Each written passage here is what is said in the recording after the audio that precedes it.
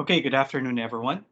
So before we go to the weekend, alam kong excited na kayo kasi excited na rin ako to go to a 2-day rest. Just let's continue our discussion of the contents of module study guide 4, though I don't think we'll be finished everything. So in light of that, we will keep the deadline of worksheet number 4 on October 11, right before midnight. Pero wag na muna nating isama yung problem number 3. So the only parts of worksheet 4 that are due on the 11th, which is on Monday, right before midnight, will be problems 1 and 2. Okay? And hopefully we'll tackle, actually we already tackled, hindi pa pala, no? So today we'll tackle the idea behind problem number 1, and then let's see if we can tackle problem number 2. Pero I hope with whatever discussion we will reach for the methods of proof, you will have sort of an idea of how to tackle problem number 2. Okay? So I hope that's fine. So again, retained yung deadline ng worksheet 4 to October 11, right before midnight, but only for problems 1 and 2. All right? And then, by the way, since I think all if not most of you have submitted the academic or the declaration form that I asked you to fill up at the start of the semester. So in your submissions, you don't need to write this declaration. We will just make use of your blanket statement in the consent and declaration form that you submitted as your homework 0. Okay? So kahit ninyo to sulat kasi baka dagdag pa um, sa mga sinusulat nyo dun sa worksheets. Pero yeah, that's fine. I'll tell your lab instructors that we have that agreement so that they won't look for it. Okay. And then let me scroll down and see where we left off last time. Okay. I think we stopped here last time talking about the pitfalls of proving validity of existentially of quantified predicates in an argument or arguments involving quantified predicates. So sinabi natin yung mga hindi nyo dapat gawin up to bullet number 4. But you see that in proving the validity of an argument involving quantified propositions, we still make use of the things that we learned from the past, like the rules of equivalence and the rules of inference. There are just some added steps. Specifically, the first few lines will be devoted to getting rid of the quantifiers in your argument using existential or universal instantiation. And I hope you understand why whenever there are universal and existential quantifiers in your premises, we often start by using existential instantiation, right? Para meron na talaga tayong specific element ng domain that satisfies the existential predicate para after nun, pwede natin siyang gamitan ng universally quantified predicate kasi dahil na-specify na siya to satisfy the existential premise, satisfy pa rin niya yung universal kasi yung universal predicate will hold for everything in the domain, including the specific element that satisfies the existential statement or the existential premise. Okay? So again, unahin nyo yung EI bago kayo mag-UI. Okay? And then, so after getting rid of the quantifiers, we move along and write our proof as if we are doing it for the basic kinds of proposition we talked about 2 weeks ago. And then we end our conclusion, our proof, by possibly reinstating the quantifiers, all right? So kung meron kang arbitrary element, puro UG yung ginamit mo sa proof mo, puro UI, then you're guaranteed that your choice of subject is universal in nature. Arbitrary yung pinili mo, so pwede kang mag-universal generalization dun sa dulo kung kinakailangan mo sa conclusion. However, if you used an EI in the proof, then most likely you cannot use universal generalization, right? Kasi pag nag-specify ka na ng isang specific element ng domain or a specific element of the domain that possesses a certain property, then you cannot claim that your proof will work for all elements of the domain. So it will work specifically for those elements that satisfies the conditions for which you specify those elements of the domain in your proof. So ibig sabihin, pwede ka lang at most mag-existential generalization. But again, the process is very similar to what we did 2 weeks back. So I hope you guys get the idea of how to prove the validity of arguments. Any questions ba doon? Or mayroon pa ba dong hindi clear?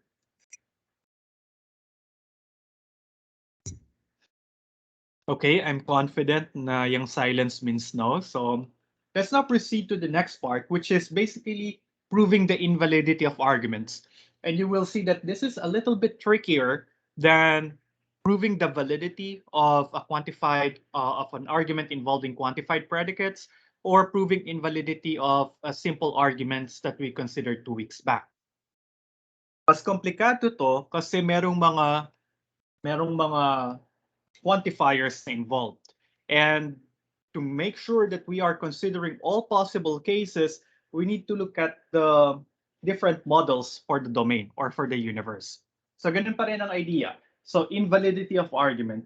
Invalid ang isang argument kapag we can prove the existence of at least one case wherein the premises are true, but the conclusion is false. Pag nakahanap tayo ng at least isang possibility, isang case, na yung premises ay totoo pero yung conclusion ay false, then we say that the argument is invalid. Okay? Kasi remember, ang isang logical argument ay isang conditional statement comprising of the antecedent being the conjunction of the premises and the consequent is your conclusion, right?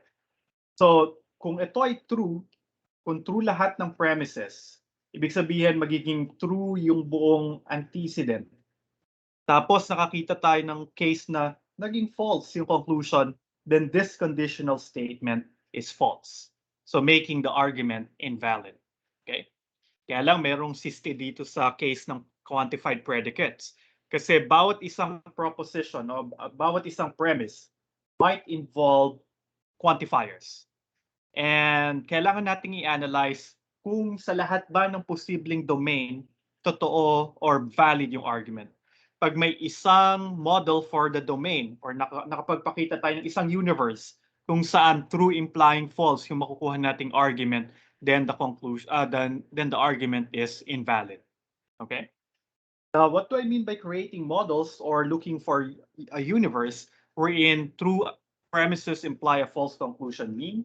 Yung titingnan natin in the next examples. Okay. So let's look at example 39. So here we were specifically told that the argument is invalid. So usually kasi mahirap i-distinguish yung true yung valid sa invalid arguments. That's why we usually opt in Math 101 to specifically declare whether an argument, especially if it involves quantifiers, to be invalid or invalid. Para alam nyo na kagad yung gagawin. Kasi mahirap na sa quantified predicates na i-determine by mere inspection kung valid yung argument or hindi. Okay. So luckily, sa example 39, alam natin invalid yung argument. So kailangan lang natin makapag-provide ng isang model o magbigay ng isang universe o isang domain, isang klase ng domain kung saan nagkakaroon tayo ng true implying false. Okay? So read the argument here in example 39. Hold on, guys.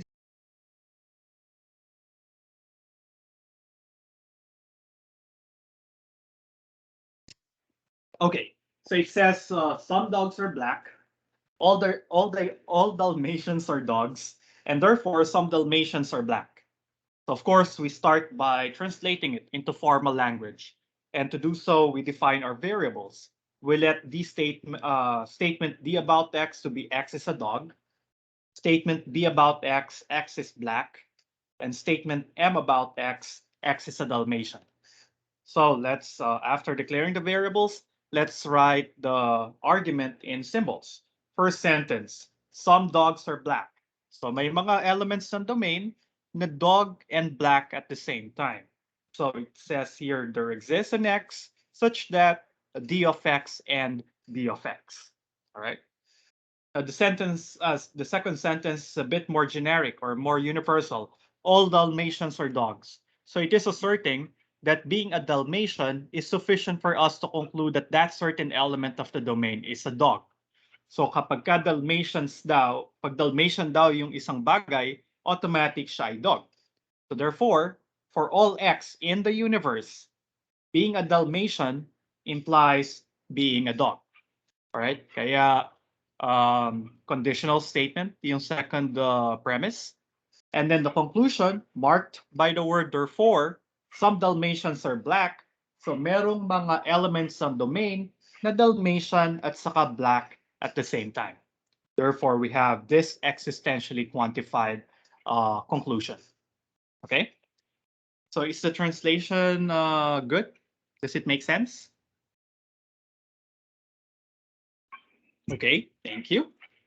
So if that is true, then alam natin in the first place na siya invalid. So kapag ka invalid ang isang argument involving quantified predicates, ibig sabihin may isang universe o may isang domain na nagkakaroon ng true premises implying false conclusion. Ang goal natin makahanap o makapag-demonstrate anong klaseng universe o domain yung pwede nating i-cite as an example na true implying false. Now, when I say model or I say kind of universe or kind of domain, the basic model will be dependent on the number of elements. Kasi ang pinag-usapan natin dito, pwede sana natin gamitan yung tools from last time. Kaya lang, quantified sila. So ibig sabihin, we're talking about numbers or elements of the domain.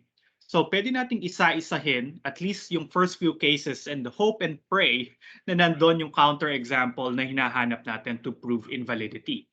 So siguro, umpisa ko, kunwari, yung domain ko may isa lang na element.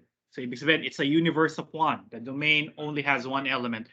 And let's apply the quantified predicates and see if the resulting argument consisting of predicates with certain subjects or certain terms will be valid or not. Simulan natin sa one element. So one element model or one element domain, valid ba yung argument? If we are able to show na true implying false, then tapos na tayo, invalid na yung argument. Kapag ka nagkataon na valid siya sa one element model, kailangan nating pumunta sa next level. Punta tayo sa isang two universe model. Kunwari, meron dalawang element yung domain. Tapos i-apply natin yung quantified predicates dun sa two element domain, two element model na yon, and see kung posible yung true implying false. Hopefully, at that point, sana na-prove na natin na invalid. Kasi makakita lang tayo ng isang universe kung saan invalid siya. Invalid na automatically yung argument. In contrast to being valid, pag valid siya sa kahit anong universe, kahit anong domain, kahit ilan ang laman ng domain. So kaya makikita nyo, medyo mahirap mag-prove ng invalidity kapag quantified yung predicates. Kasi nga, iisa-isahin natin yung mga posibleng maging universes. Okay?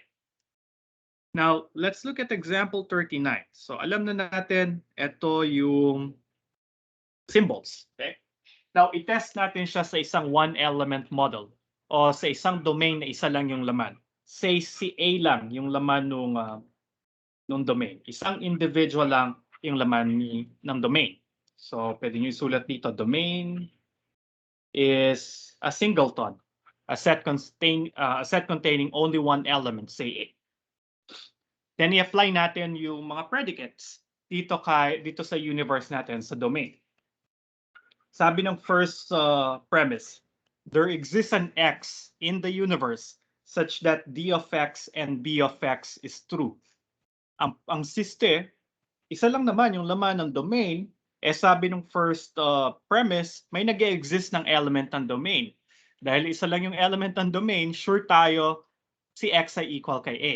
Or definitely when X is equal to A, then this statement will be true. Right? So, kaya nakuha itong first instantiation na to. And we want this to be true, right? Kasi we are looking for a case wherein we have true premises implying false conclusion. All right? Now, Premise number 2, for all x in the domain, m of x implies d of x.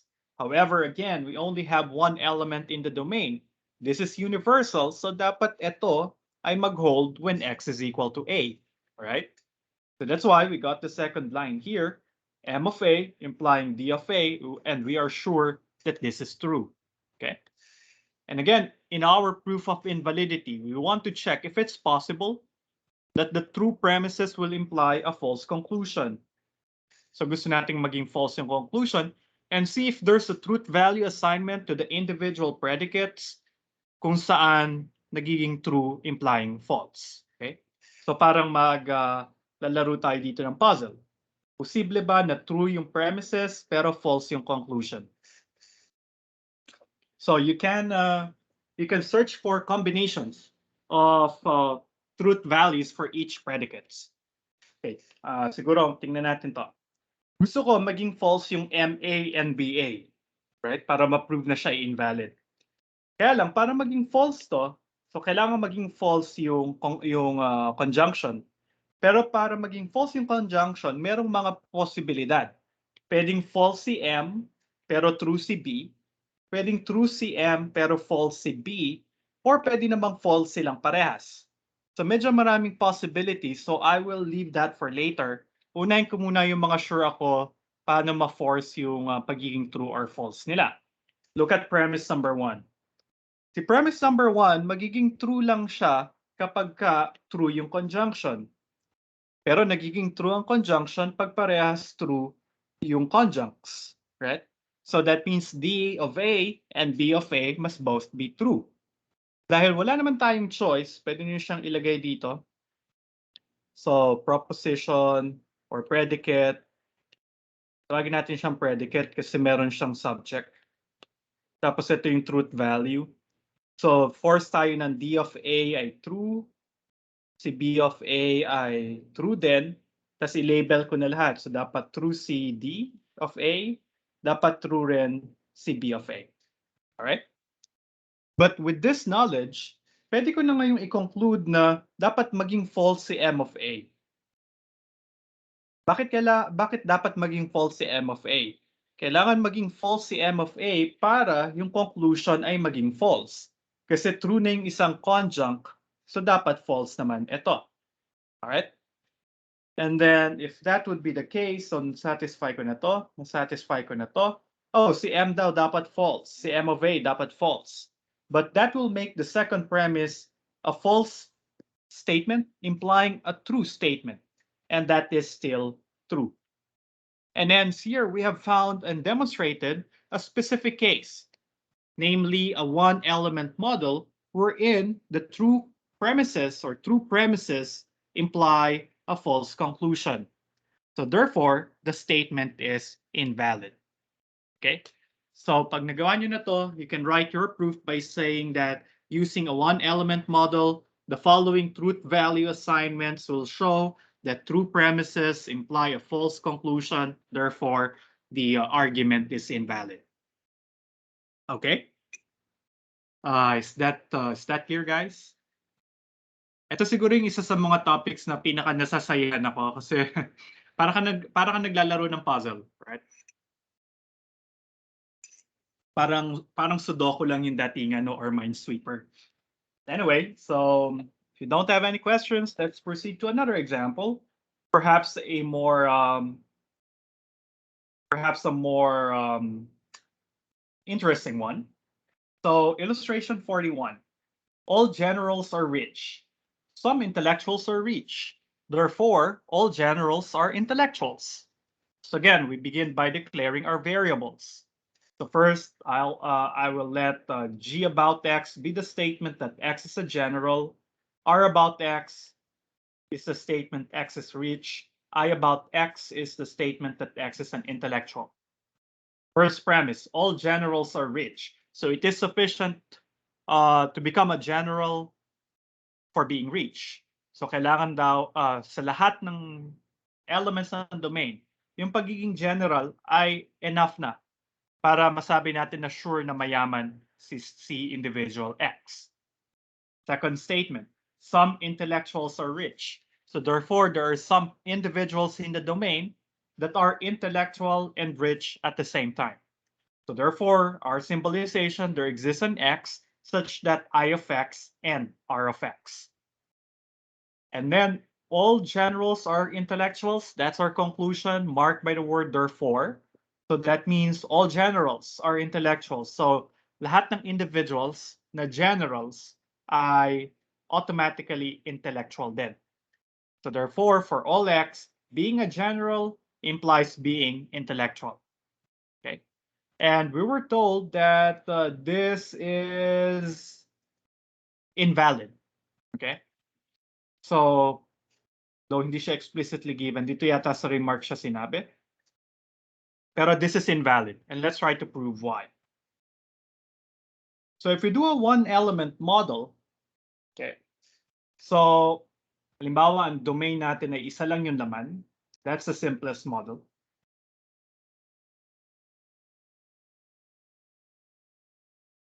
So if this is the case, then sabi dun sa example, this is a valid argument. Okay. So kung isa lang yung laman, halimbawa si set containing A lang yung domain natin, so totoo yung first line for all x's. So that means it must hold for the element A of the single element A of the domain. So G of A must imply R of A. Second premise says there exists an X such that I of X and R of X. Dapat maging true yung existence statement.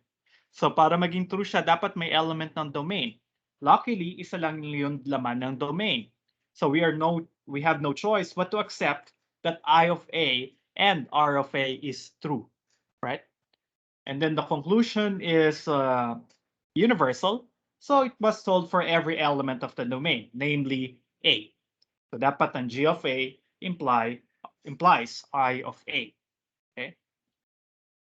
Pero kung i-check nyo to, ito daw ay valid.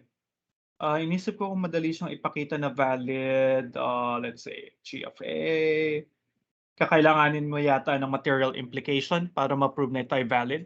So you can try this as an exercise. Pwede rin namang truth table yung gawin nyo para mapakita na ito ay valid. Okay? Kaya lang, medyo maraming rows kasi meron kang tatlong propositions. Luckily, they are all about the statement A. So meron ka lang 8 rows at most. So leave ko na lang as an exercise for you guys. So siya ay valid. So napakita natin, or you can show, that this argument is valid, especially, this statement is valid. So kapag ka isa lang yung element ng domain, this is valid. But actually, that is not sufficient to prove validity. Kasi pagka sinabi mong valid yung argument, valid siya sa kahit na anong domain. Kahit ilan yung domain, dapat valid siya. So this is not sufficient to conclude that it is valid. So all we have shown here is valid siya sa mga domain na isa lang yung laman. Pero we already know from the remark that this is an example of an invalid statement or invalid argument. So there should be some universe out there kung saan invalid itong argument na to. And we will try it out for a two-element model. Limutan ko pala magdagdag ng page. Do that. Okay.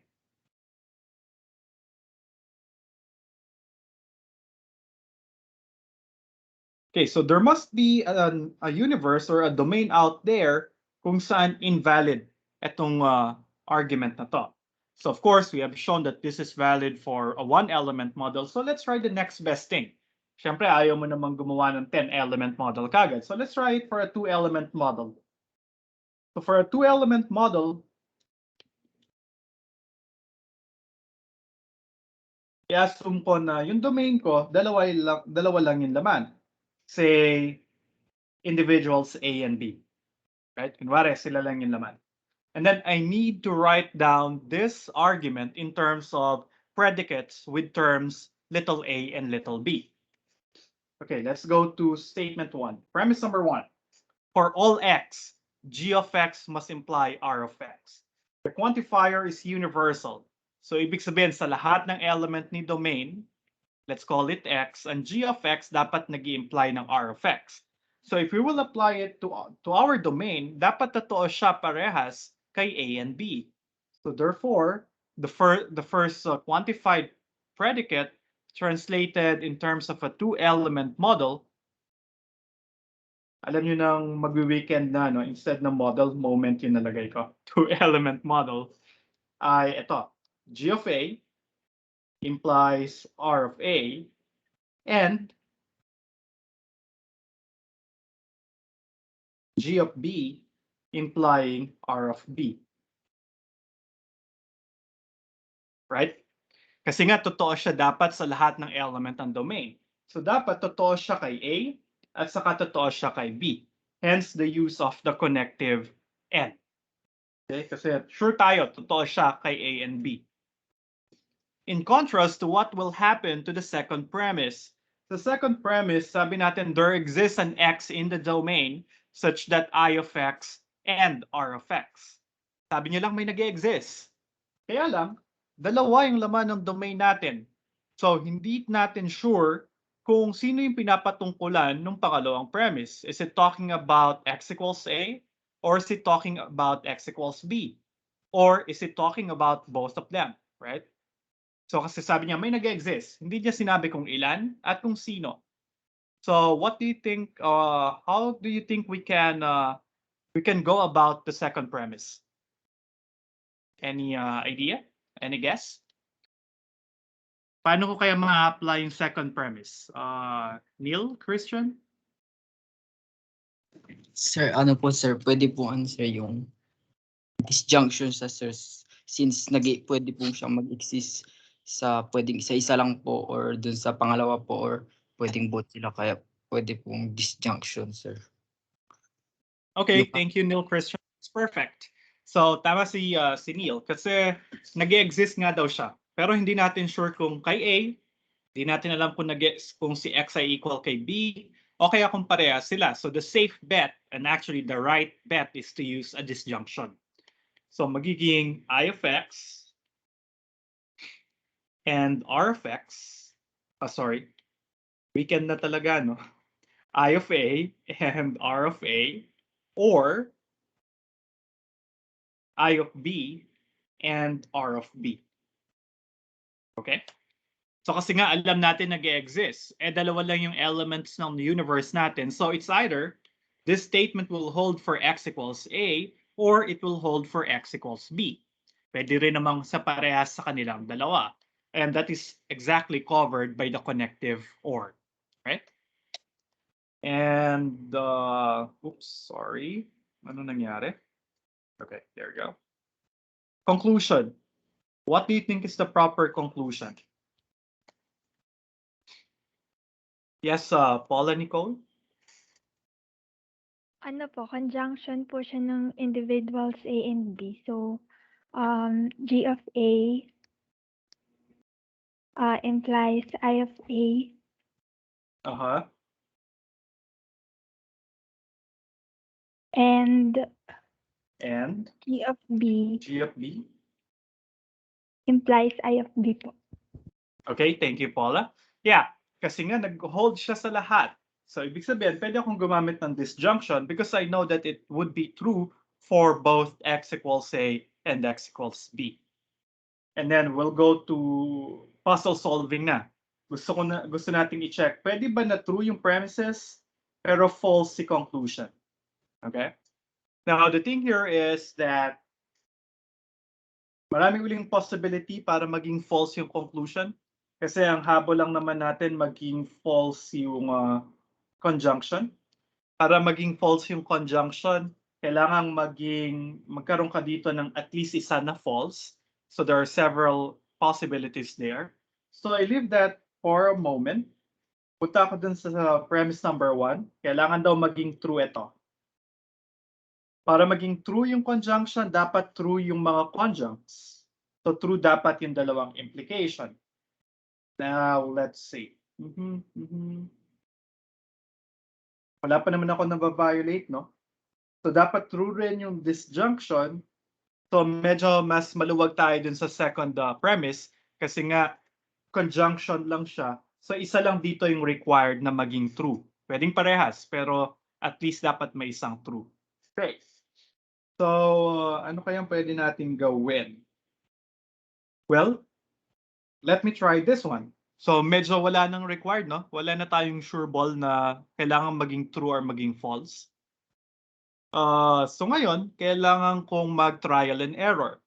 Halimbawa, gawin kong si G of A ay maging true. And note na ine-evaluate ko bawat proposition isa-isa. Remember, G of A might have a different truth value than G of B. Kasi this is the application of statement G about the individual A, and this is the application of statement G about the individual B. So rito, inassign ko lang. Tingnan ko, just for this particular trial, G of A ay true. So lahat ng G of A ay i-label ko na. So G of A, i-label ko na. Okay.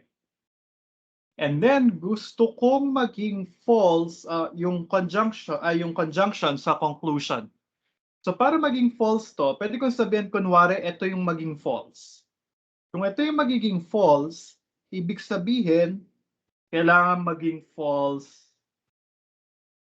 yung consequent, right? Kasi yung true implying false lamang yung case na yung conditional ay magiging false. So magiging false ito, false yung unang disjunct.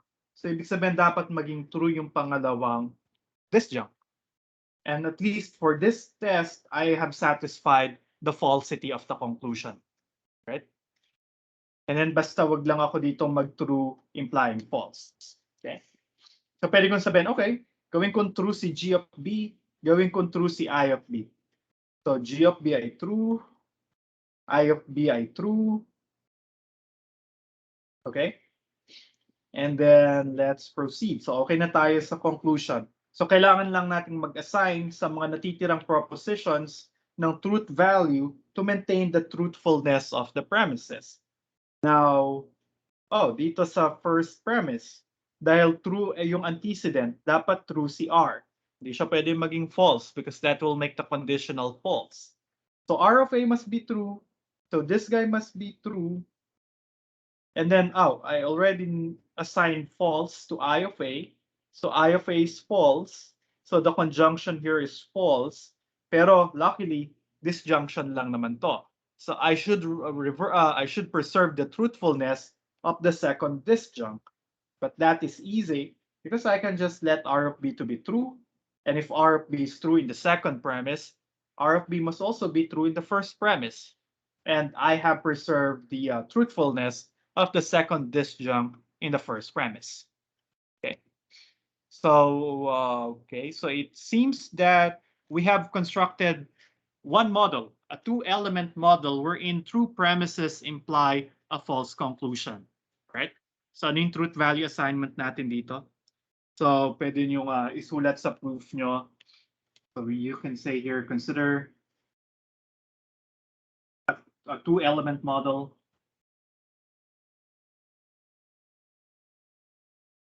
with individuals A and B.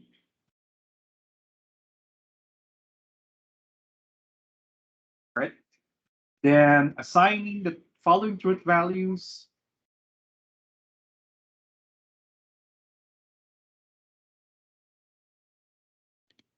So ilagay nyo lang ano yung mga truth values na inassign nyo. So ito yung predicates. Ito yung truth values. Meron tayong GA, RA, IA. And then we have GB, R of B, I of B. And then ano bang truth value natin? Lahat ay true except kay IA. Ito ay false, lahat sila ay true. Okay. Assigning these truth values to each of the predicates will yield true premises but false conclusion. And then you can copy this this analysis you have over here. Pwede nyo siyang ilipat dito sa ilalim. Saan na siya? Yun. Pwede siyang isama dito. And then that comprises your proof. Right? So here you say, therefore, the argument is invalid. Kapag ka invalid siya sa isang universe, then it's sufficient to say that it is invalid. Pero kung valid siya sa isang universe, that doesn't constitute the proof na siya ay true, na siya ay valid argument. Right? Question, kapag minalas tayo, tapos valid pa rin pala siya sa two-element model, what should we do? Well, we need to go to the next type of model, a three-element model. And you see how complicated the analysis would become, right?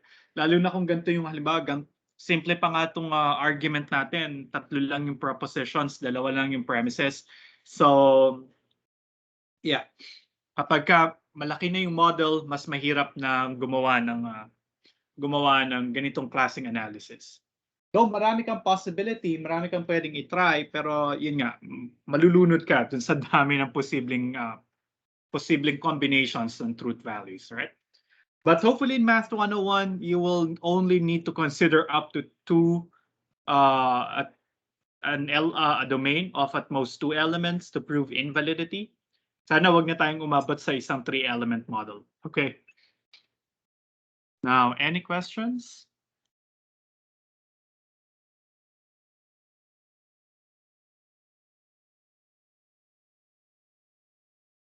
Okay, no questions. So clear ba to yung process?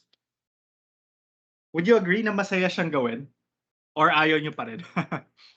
Kasi parang ito yung isa sa mga pinaka-paborito ko eh. Kasi parang ka lang nagsasolve ng puzzle talaga.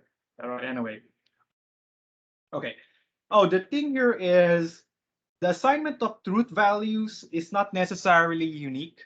So for the same model, you can find a different assignment of truth values that will lead you to the same conclusion, that your premises are true, but the conclusion is false. Like here, sabi ng work text, ito yung ginamit niyang truth value assignment para mapakita na invalid yung argument sa isang two-element model. Lahat ay true sa kanya except I of B, which is a bit different from what we have kasi ang ginawa nating false ay si I of B. But it doesn't matter because sa invalidity, kailangan lang naman natin at least isang specific example, right? Okay. Now, if there are no questions, then we will go to what I consider to be the heart and soul of Math 101. I guess this is the most important part of the course, which is talking about methods of proof. That's why I suggest we spend a lot of time here, perhaps at least 2.5 weeks or more for the methods of proof, because this would be your bread and butter if you are a math major. So if you are a future mathematician or applied mathematician, or even if you are a math teacher, kailangan nyo pa rin matutunan itong mga methods of proof na to. And actually, medyo kinakabahan ako rito kasi the problem is there's no straightforward way on how to write a proof.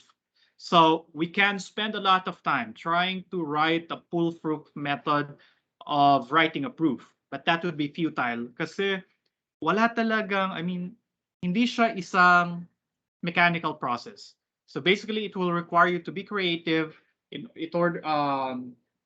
requires you to bring about certain ideas that might not be uniform or is not conventional.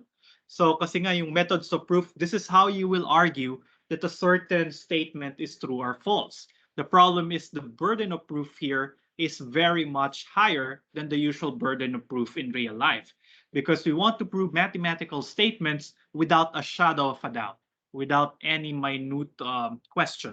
Right? Wala dapat butas yung argument natin. Unlike sa criminal justice system na it is sufficient to find somebody guilty beyond reasonable doubt. Sa math, without absolute doubt or without any doubt, dapat yung maging proof natin. Okay? So what we'll try in section 1.5 is to present you with generic ideas or starting ideas on how to write the proof based on what the proof is, what the statement is claiming. So ito yung mga pwede niyong pagsimulan. Pero again, these are not mechanical things. So pwedeng mag-hold sila, ito yung mga pwede niyong pagsimulan, and then you can try, put on your own creativity, your own techniques, or yung mga techniques that you pick along the way, and para ma-prove yung statement. And you acquire this knowledge, this intuition, these ideas, these instincts by trying to write proofs for as many statements as possible. So, kaya nga, pag may nagtatanong, sir, paano ako gagaling mag-prove? Well, kailangan ma-develop yung instinct for proving. And instinct is something that you cannot teach. So, kailangan i-experience nyo talaga yung proving. Okay? And that's why I decided na mag-devote ng napakalaking time para sa methods of proof. Actually, this is the bedrock of you being math students. Kasi hanggang sa dulo, hanggang sa senior year, hanggang pag nag-masters or PhD kayo, lagi kayo nagpo-prove. That's the bread and butter of a mathematician. So, ibig sabihin, pag pumunta kayo next sem sa Math 155 o sa AMAT something, so kailangan yung mag-prove ng mga bagay-bagay. Tapos ang problema ko, pagka hindi kayo marunong mag-prove, siguradong sasabihin ng teacher nyo, sino bang teacher nyo ng 101? Bakit hindi kayo natutong mag-prove? Kaya medyo nakakatakot magturo ng 101 kasi kami yung mapapagbuntungan ng wrath ng mga major teachers nyo kung bakit hindi kayo marunong mag-prove. So hopefully, wala akong maririnig next sem na nagre-reklamong teachers nyo sa major na hindi kayo marunong mag-prove.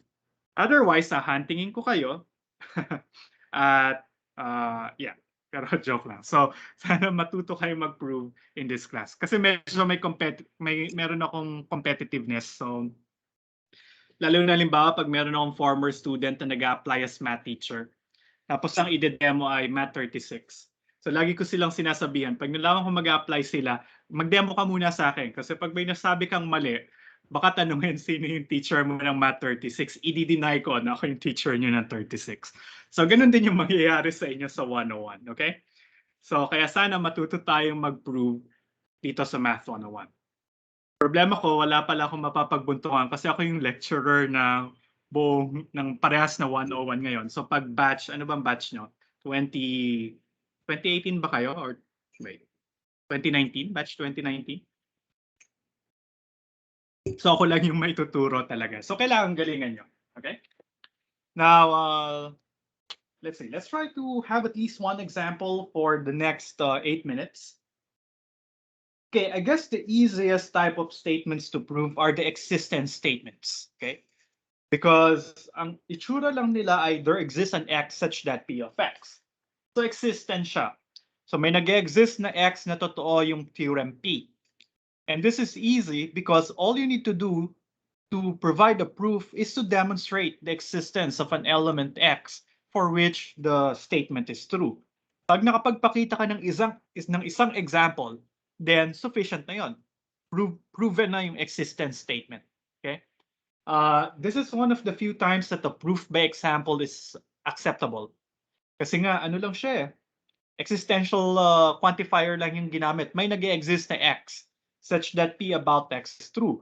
So, kapag ka nakapagbigay ka sa akin ng specific x via construction or via example or via a known fact or a previously proven fact, then that suffices as the proof of the existential statement. Okay? So, usually ito yung mga pinakamadali talaga na i-prove. Look for instance at example 1. It says, prove that there exists an even integer which is prime.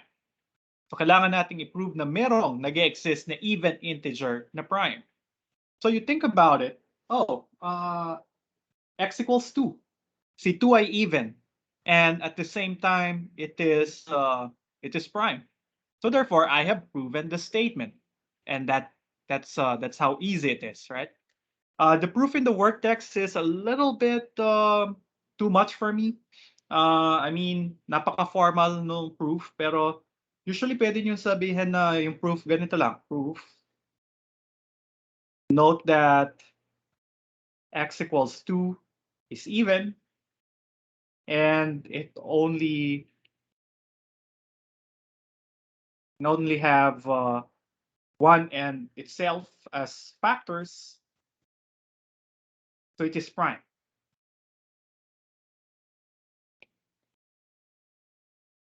And hence, we have found or demonstrated the existence of an even integer that is prime. And you can end your proof there. Okay? Again, if your statement is existential, it suffices to give an example na true yung statement. Okay? Now, this type of statements might have more than one term or more than one subject. Like example 3. Prove that there exist integers x and y such that 3x plus 4y equals 24. Now, kine-claim niya lang yung existence ng dalawang integers x and y such that 3x plus 4y equals 24. So to prove this statement, you can really just demonstrate the existence of x and y by giving specific examples such that 3x plus 4y will be equal to 24, right? And dun sa illustration, anong sinabi niya? Dun sa proof, si 4 and 3 daw. And if you check 3 times 4 plus 4 times 3 is 12 plus 12, that's 24. That is a true statement. So that means that will constitute enough proof that this statement is true. Kasi nakapagpakita ka ng x and y parehas na integers such that 3x plus 24, 3x plus 4y equals 24. Okay? And the proof or the example need not be unique. Posibleng makaisip kayo ng ibang example. Ano pa ba sa tingin niyo yung pwede? Anyone? What would be another possible value for x and y?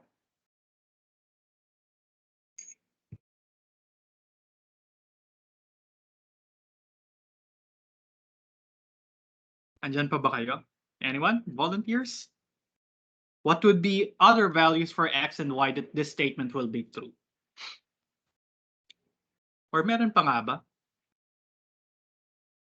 Meron pa. Meron ako naisip. Ang requirement lang dapat si x and y are integers. Okay, thank you, Aryan. So yeah, that's right. X equals 0 and y equals 6. So if you want to write your proof, you can do this. You can do it this way. So you can say proof. Take x equals 0 and y equals 6. Then note that, so kailangan para kayo nagkikwento, yung proof ay isang essay. So sundin niyo yung rules of grammar, rules of punctuation, kaya lang mayroong mga mathematical symbols along the way. Pero para kayong nagkikwento. So para nagsusulat kayo ng essay, isipin nyo na lang nagsusulat kayo ng argument para sa Supreme Court, parang ganun. So kaya dapat gandahan nyo yung exposition ng ideas. So kaya pag mag-grade ako ng mga proofs nyo, hindi ko lang titingnan yung ideas, pero how you presented the proof, how you presented your arguments, at kung paano nyo kwento yung daloy nung mga reasoning nyo. Okay? So then we can note that 3x plus 4y will be equal to 3 times 0 plus 4 times 6. This would be 0 plus 24 equal to 24. And that ends the proof. Kasi nga existence statement lang siya, kailangan ko lang magpakita ng dalawang integers. Siguro kailangan kong idugsong na si 0 at saka si 6 ay parehas integers, just to emphasize the point. Because the theorem is asking for integers. So here I can say take x equals 0 and y equals 6, both of which are integers. Okay. And then we have demonstrated that 3x plus 4y will be equal to 24. And that is enough proof. Okay. Now, just one comment before we end. Nakita ko tong method of proof na to, even for teachers, high school teachers, and then laging nakikita namin to sa mga students, especially when they first enter university, na ganito sila nagpo-prove. Actually, ganito rin yung ginawa ko nung high school. Tapos, unfortunately, nung nagturo ako sa mga high school teachers ng isang PhD course, ganito pa rin yung iba sa kanila mag-prove. Because perhaps this is how we learned it, and parang naging habit na rin natin siya. Halimbawa, gusto nga ipakita na 3x plus 4y ay equal kay 24. Some people starts their proof this way. 3x plus 4y equals 24. Tapos ipa-plug in si 0 at saka si 6. Tapos sasabihin 0 plus 24 equals 24. And then 24 equals 24. Tapos ini-end of proof na nila yan. Now, mathematically speaking or technically speaking, this is not a good presentation of your proof. Because in math, whenever you write something in your proof, it means it is either a supposition or it is actually a proven fact or established fact.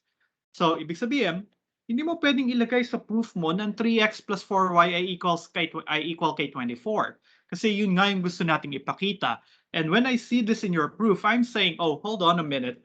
Why are you using 3x plus 4y equals 24 in your proof, where in fact, that's the statement that you are trying to prove? Parang nangyayari, halimbawa sabihin mo, person X committed a crime. So, umpisahan mo yung argument mo sa court na person X committed a crime because person X committed a crime. And that will not make any sense, right? So yung jury will go against you, or the judge will definitely rule against you. And that's the same in the presentation of a mathematical proof. Hindi mo pwedeng gamitin yung statement na gusto mong i-prove para i-prove yung sarili niya, right? So that means if you write it this way, that's a big no. Magdududa na ako sa rest ng reasoning mo. Okay? Because you cannot start with something that you want to prove. Ang ginagawa naman ng iba, nilalagay ng question mark. Ganito ba, ginagawa niyo pa ba ito nung high school? Kasi nung high school ako sa proving identity sa trigo, ganito yung ginagawa namin. So yung nagpo-prove ka ng sines, cosines, and so on. Nag-start doon sa gustong i-prove, nag-multiply both sides, nag-cross-multiply, nag-multiply, nag-subtract, nag-add. So, pero natutunan ko sa university, mali pala yon. Kasi hindi maganda yung presentation ng proof na yon. Kahit palagyan mo yun ng question marks, tapos lagyan mo ng check mark sa ibabaw ng proof. Well, if we will agree na this is a nice convention, then that's fine. Pero hindi siya accepted universally. In the mathematical world, if you will read books or you will read journals, you will seldom, it's next to impossible to see a proof written this way. Okay? Because it is much better to write your argument this way. Mag-start ka sa isang side ng equation and then do the substitution, do your thing, do your manipulation in order to reach the other side. As what we did before. Kasi nga, mas maganda itong basahin. Sabi mo, 3x plus 4y ay equal kay 3 times 0 plus 4 times 6 pag ginamit ko itong choices of x and y ko. And then when simplified, this guy will give me 0 plus 24, which is equal to 24. So therefore, Your Honor, proven na yung statement. Okay? In contrast dun sa sinabi ko, pag binasa ko to out loud, parang hindi naman siya nag-work or it doesn't make any sense.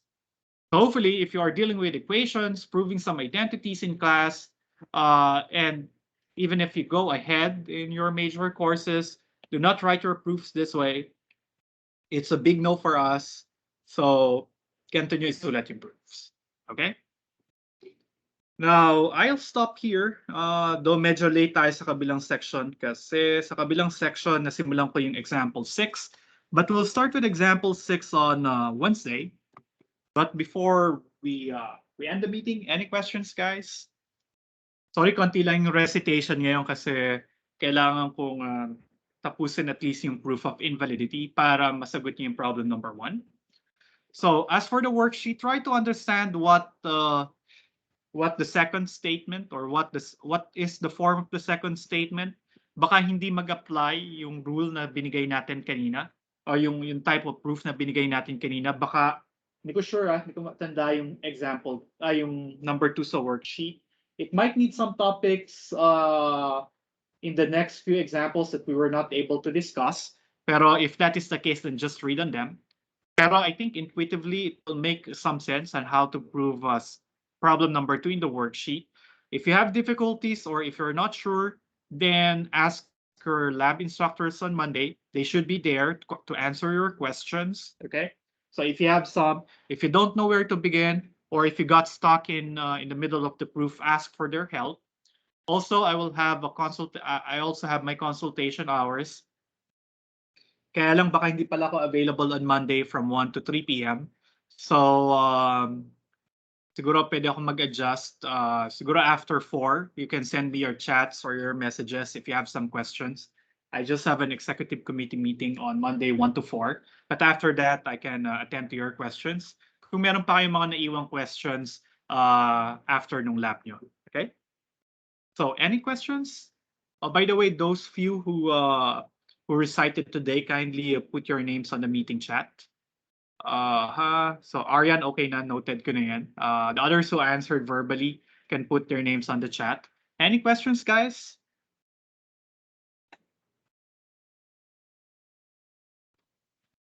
If not, then I hope you enjoyed the rest of the night. It's Friday night, so mag-chill na lang kayo. Rest for a couple of days. Enjoy the weekends here with your families and friends. Though stay safe. Meron pa ring pandemic. So let's do our little ways on how to prevent the further spread of the virus. Para pwede na tayo mag-travel come Christmas. Na-miss ko na rin mag-travel. But anyway, that's it for us today. See you on Wednesday. Take care, guys. Oh yes, Neil Christian. Sir, di po ako nakakapag-chat, sir. Yung sa recitation. Okay. Thank you po, sir. Mag-member ka na kasi ng ng Teams. Sir, nag-request na po ako ng Outlook, sir, pero wala pa po, sir, mag-member. Okay, sige. All right. Neil Christian Donato nga ba? Opo, sir. Okay, noted. So yeah. Anyone else na hindi makapag-chat na nag-recite? By the way, is Bea still around? Bea na nag-recite last week, last Wednesday. Ano yung last name mo? Hindi ko kasi, marami palang Bea sa klase, sorry, hindi ko na take note. Ako po ba, sir? Ikaw yung nag-recite last time?